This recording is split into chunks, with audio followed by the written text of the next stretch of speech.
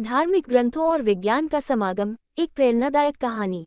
बहुत समय पहले की बात है। भारत के एक छोटे से गांव में एक लड़का रहता था जिसका नाम आर्यन था। आर्यन बचपन से ही ज्ञान पिपासु था।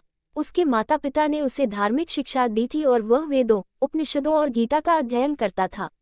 लेकिन आर्यन की जिज्ञासा सिर्फ धार्मिक ग्रंथों तक सीमित नहीं थी, उसे विज्ञान में भी गहरी रुचि थी। वह हर चीज को वैज्ञानिक दृष्टिकोण से समझने की कोशिश करता था। एक दिन गांव में एक बहुत ही प्रसिद्ध वैज्ञानिक डॉक्टर सुरेश कुमार का आगमन हुआ। डॉक्टर सुरेश ने गांव में एक विज्ञान शिविर आयोजित किया, जिसमें उन्होंने बच्चों को विज्ञान के विभिन्न पहलुओं के बारे में बताया।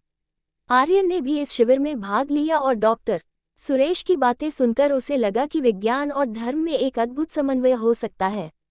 डॉक्टर सुरेश ने बताया कि कैसे विज्ञान और धर्म दोनों ही सृष्टि के रहस्यों को समझने की कोशिश करते हैं। उन्होंने समझाया कि हमारे वेद और उपनिषद भी विज्ञान के कई सिद्धांतों का उल्लेख करते हैं। आर्यन ने पहली बार सुना कि ऋग्वेद में परमाणुओं का उल्लेख है और उपनिषदों में ब्रह्मांड की उत्पत्ति के सिद्धांतों का वर्णन है। आर्यन ने डॉक्टर सुरेश से पूछा, क्या ये संभव है कि विज्ञान और धर्म एक साथ मिलकर हमें सृष्टि के गहरे रहस्यों को समझा सकें?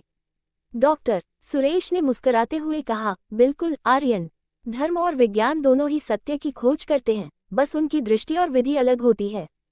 धर्म हमें आत्मा, परमात्मा और नैतिकता के बारे में सिखाता है, जबकि विज्ञान हमें भौतिक संसार और उसके नियमों के बारे में जानकारी देता है। यदि हम दोनों को साथ में समझें, तो हमें एक संपूर्ण दृष्टिकोण मिल सकता है। इस प्रेरणा से आर्यन ने ये निश्चय किया कि वह दोनों ही क्षेत्रों का अध्ययन करेगा। उसने धार्मिक ग्रंथों का गहन अध्ययन किया और साथ ही विज्ञान की पढ़ाई भी जारी रखी। समय बीतता गया और आर्यन एक विद्वान और वैज्ञानिक बन गया। उसने अपने शोध में दिखाया कि कैसे प्राचीन भारतीय ग्रंथों में निहित ज्ञान आधुनिक विज्ञान के कई सिद्धांतों से मेल खाता है। उसके शोध ने दुनिया भर में धूम मचा दी और उसे कई पुरस्कार मिले। आर्यन ने अपने गांव में एक संस्थान की स्थापना की, जहां धार्मिक और वैज्ञानिक अध्ययन एक साथ किए जाते थे। वहां बच्चे वेदों का अध्ययन करते थे और साथ ही साथ प्रयोगशाला में जाकर वैज्ञानिक प्रयोग भी करते थे। आर्यन की कहानी ने सभी को ये सिखाया कि ज्ञान की कोई सीमा नहीं होती।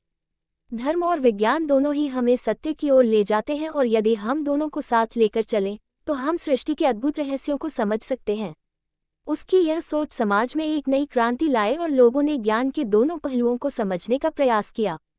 आर्यन की इस यात्रा ने यह साबित कर दिया कि सच्चा ज्ञान वही है जो हर प्रकार की सीमाओं को पार कर हमें एक व्यापक दृष्टिकोण देता है। उसकी कहानी आज भी बच्चों और युवाओं के लिए प्रेरणा स्रोत बनी हुई है, जो जीवन में किसी भी क्षेत्र में ज्ञान प्राप्त करने के लिए प्रेरित होते हैं।